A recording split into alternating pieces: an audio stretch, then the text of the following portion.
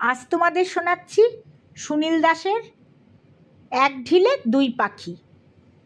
নন্দলাল গোয়ালা রীতিমতো গলা তুলে বললে, জুলুম বাজি হোস্টেলে সরস্বতী মাইজির পুজো করবে তোমরা, আর আমি দিব 200 রুপিয়া চান্দা। টর্পেডো কিন্তু শুরুতেই চটে যাওয়ার ছেলে নয়। হোস্টেলের রাম বিচ্ছু খ্যাতি তার অনেক কালের। উচ্চতায় বেশি নয়, ফর্সা গায়ের রঙের উপর তার মুখশ্রী অদ্ভুত সুন্দর। একটা ভালো মানুষের ভাব লেপ্টে থাকে তার সহজ হাসিতে। সাংঘাতিক শয়তানি করার ওই সহজ সরল গোছের সুন্দর মুখশ্রী তার সবচেয়ে বড় অস্ত্র। ওই মুখে ডাহা মিথ্যে কথা বললেও লোকে সেটাকেই সত্য বলে মেনে নেবে। হোস্টেলের ছেলেরা জানি ক্লাস 9-এর টর্পেডো কী জিনিস। চেহারার সঙ্গে তার নামটা সৌম্যকান্তি। সৌম্য যতই মানানসই হোক, তার স্বভাব এবং মেজাজে টর্পেডো নামটাই সবার জুৎসই বলে মনে হয়। স্কুলে হোস্টেলে সবাই তাকে টর্পেডো নামেই চেনে। নন্দলাল গোয়ালার চিৎকারে চোটে না গিয়ে শীতের দুপুরে টর্পেডো শীতল স্বরে জানায়, আরে 200 টাকা কোথায় বললাম রে বাবা? বললাম যে আমাদের পুজোর পায়েসের দুধটুকু তুমি দিয়ে দেবে। সারা বছর ধরে আমরা হোস্টেলের ছেলেরা বলতে গেলে প্রত্যেকেই আলাদা আলাদা করে তোমার থেকে তো কম দুধ নিই না। টর্পেডো চিৎকার না করে শান্ত গলায় বললে কি হবে? নন্দলাল গোয়ালা তার দেহাতি বাজখাই গলা আগের মতোই তুঙ্গে রেখে বিজ্ঞের ভঙ্গিতে টর্পেডোর কথার জবাব দিলে। বললে, ও তো একই বাত হলো, ইতনা স্টুডেন্টস হোস্টেলে তো পায়েস পাকাতে গেলে কমসে কম 200 রুপিয়ার দুধ তো লাগবেই। রুপিয়া কি আকাশের পানি? দুধ আমার ব্যবসা, আমার রোজি রুটির ব্যাপার। হোস্টেল কম্পাউন্ড থেকে নন্দলাল গোয়ালার গরুর খাটাল খুব বেশি দূরে নয়। সরস্বতী পুজোর চাঁদা বাবদ পরমান্নের দুধের যোগান দিতে অনুরোধ করার জন্যে টর্পেডোর সঙ্গে তার ক্লাসের পিঙ্কুও এসেছিল। পিঙ্কু মাথায় বেশ লম্বা, শ্যামবর্ণ। স্কুলের লেখাপড়ায় সে টর্পেডোর মতো অতটা ভালো না হলেও খেলায়, বিশেষ করে ক্রিকেটে ফাস্ট বোলার হিসেবে পিঙ্কুর বেশ সুনাম। টর্পেডোর সব রকমের দুষ্টুমির দৌড়াতে পিঙ্কু সবসময় সঙ্গী। পিঙ্কু বললে নন্দলালকে, সারা বছরে যে দুধে কত যে জল মেশাও তার হিসেবটা আমাদের কাছে নেই ভেবেছ? ঠিক আছে, আমরা দুজনে বড় মুখ করে কথাটা বলতে এসেছিলাম তোমায়।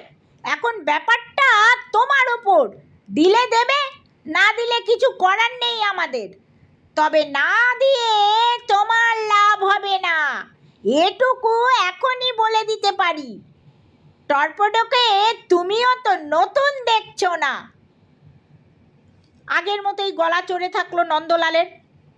কে ভয় দেখাতে হয়? জবরদস্তি নিবে? তাহলে আমিও হোস্টেল সুপারিনটেন্ডেন্ট স্যারকে রিপোর্ট করিয়ে দিব। তখন কিন্তু দোষ দিতে পারবে না, বলে দিলুম। হ্যাঁ।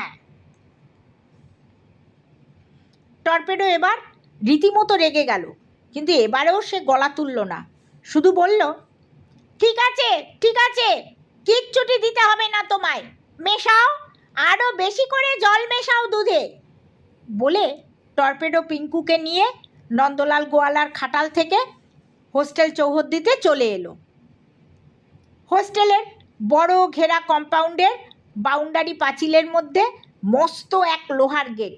গেটে পাহারাদার গিরি আর মিশ্রিলাল, দুজনের একজন সারাক্ষণ সব সময় গেটে দাঁড়িয়ে থাকে।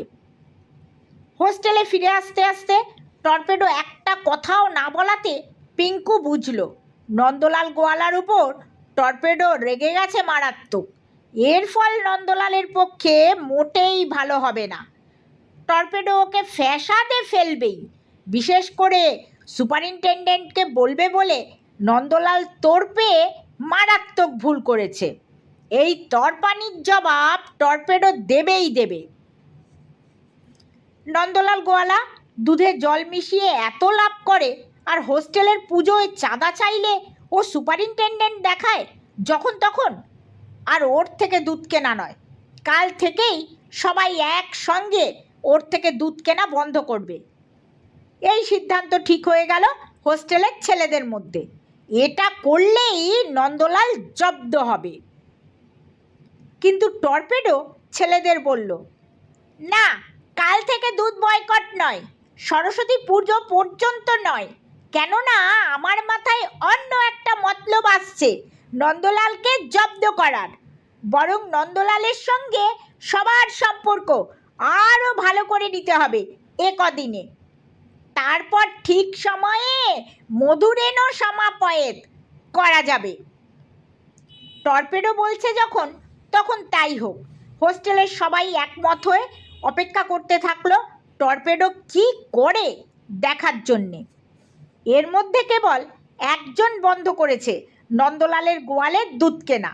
সেই একজন হলেন তাদের হোস্টেলের সুপারিনটেনডেন্ট স্যার ব্যোমকেশ চক্রবর্তী। তাদের ক্লাস 9-এর সব কটা সেকশনের বাংলা ভাষার শিক্ষক ব্যোমকেশ চক্রবর্তী খুব কড়া মেজাজের মানুষ। তিনি ক্লাস 9-এর বাংলা ব্যাকরণ পড়ান। তার ক্লাসে পড়া করাটা প্রত্যেকের, এমনকি টর্পেডোর পক্ষেও জরুরি। তিনি নন্দলালের দুধ নেওয়া ছেড়েছেন কেননা স্যার হঠাৎ একটা জার্সি গরু কিনেছেন শখ করে। গরু কেনার পর ছাত্ররা দেখতে পাচ্ছে তাদের প্রতি তাদের এই গুরু যতই নির্মম হন না কেন, সদ্য কেনা জার্সি গায়ের প্রতি স্যারের বড় মমতা। ছাত্রাবাসের খেলার মাঠেই কৃষ্ণচূড়া গাছটার গুড়িতে জার্সি গরুটা মোটা দড়ি দিয়ে বাঁধা থাকে। চক্রবর্তী স্যারের স্ত্রী আদর করে গরুটাকে ডাকেন লক্ষ্মী বলে। সরস্বতীর আবাসনে এহেন লক্ষ্মীর আগমন একটা ঘটনা বটে। জার্সি গরু লক্ষ্মী আসাতে হোস্টেলের ছেলেরা সবাই খুশি। কেননা লক্ষ্মীর দেখাশোনা করতে গিয়ে তাদের করাধাতের চক্রবর্তী স্যার প্রতিদিনের ক্লাসের পড়াধরায় কিছুটা নরম হয়ে গেছেন। গুরুর নজরটা এখন বেশিরভাগ সময় গরুর প্রতি থাকায় ছাত্ররা কিছুটা ছাড় পেয়েছে। গুরুমশাই যত বেশি গরু পরিচর্যা করছেন, টর্পেডোরা ব্যাকরণ পাঠ বেপাত্তা দিয়ে তত বেশি হাঁপ ছাড়তে পারছে। চক্রবর্তী স্যারের স্নেহ ব্যাপারটা ক্রমশ দিনের পর দিন আরও গোময় হয়ে ওঠায় ছেলেরা তো বেজায় খুশি। বেশ চলছিল। এর মধ্যে আচমকা ব্যোমকেশ চক্রবর্তী দুম করে নোটিশ দিয়ে বসলেন সরস্বতী পুজোর ঠিক 3 দিন আগে স্কুলের ফার্স্ট আর সেকেন্ড পিরিয়ড জুড়ে ক্লাস 9-এর 4টে সেকশনেই তিনি বাংলা ব্যাকরণের ক্লাস টেস্ট নেবেন। নোটিশ পেয়ে বিশেষ করে হোস্টেলের ক্লাস 9-এর ছেলেদের মাথায় একেবারে হাত। এবার হোস্টেলের সরস্বতী পুজোয় তারাই তো পাণ্ডা। বিদ্যাদেবীর আরাধনায় কটা দিন পাঠ্যপুস্তকের শাসন থেকে মুক্ত হতে না পারলে হোস্টেলের পুজো কমিটির সঙ্গে যুক্ত থাকার মজাটাই বরবাদ হয়ে গেল। সবাই এসে টর্পেডোকে ধরল। টর্পেডো, তুই একটা কিছু কর ভাই। টর্পেডো চিন্তিত মুখে বলল, দেখছি কি করা যায়। সেদিন বিকেলবেলায় টর্পেডোকে খেলার মাঠে দেখা গেল না। সে তখন নন্দলালের গোয়ালে। টর্পেডো তার নিষ্পাপ ভালো মানুষী মুখে এক গাল হাসি নিয়ে বলল, শোনো নন্দলাল, হোস্টেলের পুজোর ভোগে পায়েস এবার বাদ দেওয়া হয়েছে। তুমি তোমার যা চাঁদা দেওয়ার দিও। 5 টাকার কমে তো তোমার নামে বিল যাবে না। 2 টাকা দিলে কুপন পাবে, বিল পাবে না। বিলের আমার কোনো জরুরত নেই টর্পেডো দাদা। 2 रुपया কুপন হি আচ্ছা হ্যাঁ। মহাকিপ্টে নন্দলাল তাড়াতাড়ি ট্যাগ থেকে 2 টাকার কয়েন বার করে দিয়ে একটা কুপন নিয়ে বেশ খুশি হলো। তার খুশি আরও চাঙা হয় টর্পেডো যখন বলে, তোমার হাতে ভালো খদ্দের আছে, দেখো একটা জার্সি গরু কেনার। আমাদের স্যার তার জার্সি গরুটা বেচে দেবেন ঠিক করেছেন। बोलो कि क्या ताज्जुब बात, सुपरिंटेंडेंट सर इतना प्यार करता है। ওই পেয়ারের ঠেলাতে এখন পস্তাচ্ছেন স্যার। জার্সি গরুটা ভালো দুধ দিলে কি হবে, ও বড় বেয়ারা মেজাজের। লক্ষ্মীকে নিয়ে এখন চক্রবর্তী স্যার পড়েছেন মহা ফাঁপড়ে। ওরকম বেমাক্কা মেজাজের বেয়ারা গরু হোস্টেলে রাখা মহা ঝঞ্ঝাটের।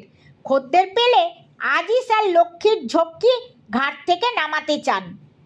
বাহাত দিয়ে নন্দলাল তার নাকের নিচের তাগড়াই গোফটার বাঁদিকের প্রান্ত মোচড় দিতে দিতে বলে, আরে আমি নিজে তো সবচেয়ে আচ্ছা খদ্দের আছি, কত টাকায় বেচতে চান স্যার, কুছ বলা? টর্পেডো খুব আন্তরিকতার গলায় বলে, আরে বাবা, তোমার চেয়ে এ মহলে আর কার ভালো জানা আছে বলো? কোন গরুর কি দাম, তুমি কত টাকা পর্যন্ত দিতে পারবে সেটাই কবুল করো। ব্যাস, তার আগে বরং একটা কাজ করো, গরুটাকে একদিন নিয়ে এসে তোমার গোয়ালে রেখে দেখো দুবেলা কতটা করে দুধ দিচ্ছে, তারপর না হয় উচিত বুঝে দাম ধরে দেবে স্যারকে। আরে বাবা, তুমি কি ঠকাবে মাস্টারজিকে? তোমার ধর্মে তা সইবে না, সেটা ভালো মতো জানেন মাস্টারজি। আরও কিছুক্ষণ বুঝিয়ে নন্দলালের সঙ্গে ব্যবস্থা পাকা করে টর্পেডো হোস্টেলে ফিরে পিঙ্কুর সঙ্গে আগামীকাল সকালের অপারেশন ছক ঘড়ির কাঁটা ধরে এগোনোর জরুরি শলাপরামর্শ সেরে নিল। পরদিন অর্থাৎ সরস্বতী পুজোর 3 দিন আগে, যেদিন স্কুলের শুরুর 2টো পিরিয়ড, ক্লাস 9-এর 4টে সেকশনের বাংলা ব্যাকরণের ক্লাস টেস্ট, সেদিন সকাল 7:30টায় দেখা গেল দৃশ্যটা। রোজ সকাল 7টা থেকে 9:30-10টা নিয়ম করে ব্যোমকেশ চক্রবর্তী যান 10 মিনিট হেঁটে তার বড় মেয়ের বাড়িতে নিজের আদরের নাতনিটিকে পড়াতে। আজ 7:30টার সময় নন্দলাল এসে হোস্টেলের মাঠে টর্পেডোকে বলে যে লক্ষ্মীকে নিয়ে যাবার আগে সে মাস্টারজির সঙ্গে বাতচিত করে যেতে চায়। ঠিক তার কিছুক্ষণ আগে গেটের ডিউটিরত গিরিকে কি একটা জরুরি কাজে ভেতরে কোথায় নিয়ে গেছে পিঙ্কু, আর টর্পেডো নন্দলালকে বুঝিয়ে দিচ্ছে যে চক্রবর্তী স্যারের সঙ্গে কথা হয়ে গেছে। তারপরেও যদি নন্দলাল গরু নিয়ে না যায় তো 8:15 এসে পাশের পাড়ার জগদম্বা মিষ্টান্ন ভাণ্ডারের মালিক লক্ষ্মীকে নিয়ে যাবে ওই দুবেলা দুধের পরিমাণ পরখ করতে। বিকল্প খদ্দেরের কথা শুনে নন্দলাল আর দেরি না করে কৃষ্ণচূড়া গাছের গুড়ি থেকে দড়ি খুলে জার্সি গরু লক্ষ্মীকে নিয়ে গেল। নন্দলালের সঙ্গে এসেছিল তার ভাইপো। নন্দলাল সামনে দড়ি ধরে এগোচ্ছে আর পেছনে ভাইপো হাতে ছড়ি নিয়ে হট হট হট হট শব্দ করে হোস্টেলের মাঠ থেকে লোহার গেট পেরিয়ে পিচের রাস্তা ধরে চলেছে। হোস্টেলের গেটে তখন দরোয়ান নেই। দৃশ্যটা টর্পেডো এবং জনাকয়েক হোস্টেলের ছেলের চোখে পড়ল, আর কেউ তখন আশেপাশে ছিল না। বড় মেয়ের বাড়ি থেকে ঠিক 9:30টায় হোস্টেল গেটের দরজায় পা দিয়েই চক্রবর্তী স্যার চেঁচিয়ে উঠলেন, গিরি গিরি, লক্ষ্মীকে খুলল কে? কোথায় গেল লক্ষ্মী? তুই তো সারাক্ষণ গেটে আছিস, ভোজবাজি নাকি? চিৎকার শুনে চক্রবর্তী গিন্নি ছুটে এসেছেন। খোঁজ খোঁজ খোঁজ, কেউ হদিস দিতে পারল না। 9-এর ছেলেরা তো সারা সকাল বাংলা ব্যাকরণ বইয়ে মাথা গুঁজে আছে, তারা বলবে কি করে? ব্যোমকেশ চক্রবর্তী ছুটলেন থানায়। স্কুলে ফোন করে জানিয়ে দিলেন যে আজকের বাংলা ব্যাকরণের পরীক্ষাটা সরস্বতী পুজোর পরের সপ্তাহে নেওয়া হবে। সন্ধেবেলায় থানার লোক দড়ি সমেত লক্ষ্মী গাইকে ফেরত দিয়ে গেল হোস্টেলে। সেপাইদেরও বুদ্ধি বলিহারি। দড়ির এক প্রান্ত দিয়ে বাঁধা হয়েছে লক্ষ্মীকে, আর অন্য প্রান্ত দিয়ে কোমরে দড়ি পড়েছে নন্দলাল গোয়ালার। সরস্বতী পুজোর প্যান্ডেল বাঁধতে বাঁধতে টর্পেডোরা দৃশ্যটা দেখছে। হাপুস নয়নে কাঁদছে নন্দলাল। ছেলেরা জানে নন্দলালের কথা শোনার পর চক্রবর্তী স্যার আর থানার ওসি ওদের ডেকে পাঠাবেন।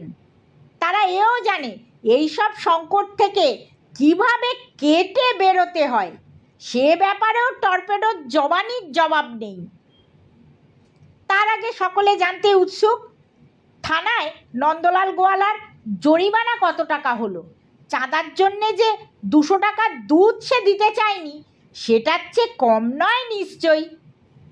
গরু পাচারের এক প্যাঁচেই বাংলা ব্যাকরণের পরীক্ষা আর গোয়ালার গোয়ার্তুমির উচিত শিক্ষা দুটোই ভালো মতো কষা গেল বলে ছেলেরা সবাই খুশি।